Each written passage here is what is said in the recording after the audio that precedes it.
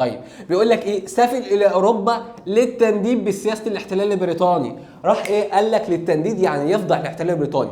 هديكم مثال كده عشان نقرب المسافات.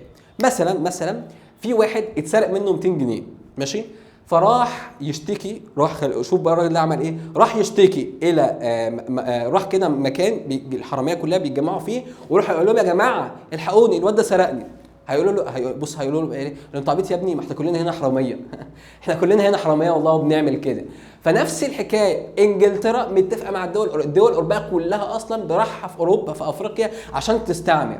فمصطفى كامل راح اوروبا يقول لهم يا جماعه الدول انجلترا دي جايه مستعمريننا. فيقول لهم انتوا عبيط يا ابني ولا ايه؟ ما احنا كلنا بنستعمر الدول، احنا كلنا بنحتل الدول. انا فرنسا محتله الجزائر، محتله تونس، محتله المغرب، مش عارف بلجيكا محتله الكونغو الديمقراطيه، مش عارف ايطاليا محتله ليبيا والاثيوبيا. فالدول الاوروبيه كلها اصلا محتله. فمصطفى كامل قال لك هو كان يعني هو ايه؟ هو تعشم ان الدول الاوروبيه هتساعده، بس طبعا الدول الاوروبيه لا تقيم وزنا الا لمصالحها هي اولا. اهم حاجه المصلحه. بيقول لك الدول الاوروبيه ماشيه، واهمهم انجلترا، ماشيه بمبدا واحد: الدنيا دي زي المروحه، اهم حاجه فيها المصلحه. فالدول الاوروبيه طبعا ما عملتلوش اي حاجه.